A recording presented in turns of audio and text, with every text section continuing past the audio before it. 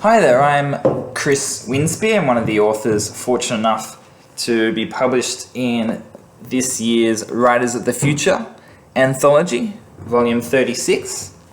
Just a bit of background about the anthology. Essentially, it's a competition, runs 4 times a year to create a total of 12 winners, which their stories go into the final anthology.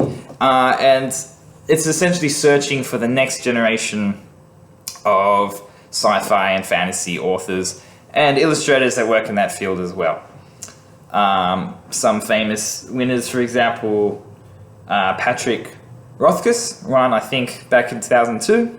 And of course, he's gone on to publish The Name of the Wind, which is, you may have heard of it, apparently sells very well in Spain, etc. So essentially, it's trying to unearth the next generation talent, give them a bit of push to help them along with their careers. So by picking up a copy of Rise of the Future, you are peering into the future, you may say, to see what sort of authors may be coming up in the years to come. Anyway, enough about that. I'm here to introduce Zack Be's As Able the Air for you guys. This is a touching story. For me, the part I love about the story is the relationship between essentially the main character's Airto. He's a demolitions expert, and he's got this excellent relationship between him and his drone called Dart, which goes off and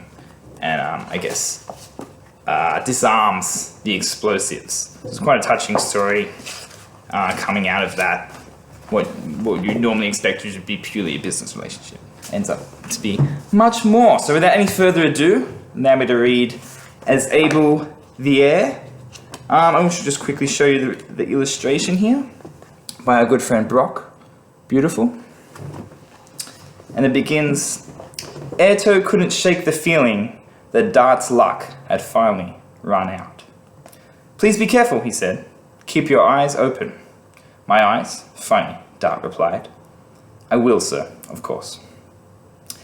Airto leaned back in the command couch and listened to his partner's far-off footsteps trickle through the receiver.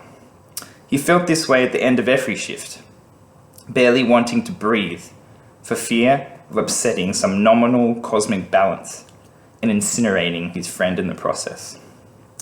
Airto's own discomfort, however minor, however superstitious, seemed a small price to pay.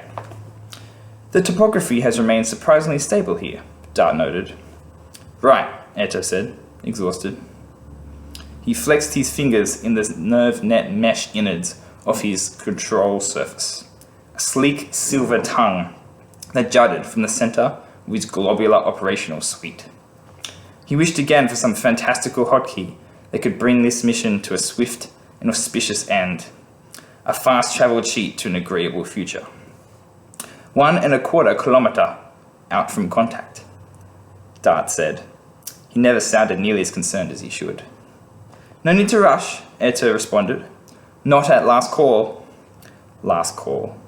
He had tried to stop saying that out loud, but caught himself articulating the phrase at least once a week. He knew perfectly well there was no logical reason to believe the night's 25th landmine decommission would be any more deadly than the 24th, or the 23rd, or the 1st. Yet the irony of this imagined tragedy continued to set Airto's teeth on edge.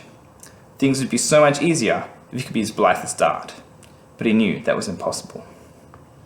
Anyway, it's just a small sample of a fantastic story, As Able the Air by Zack Be.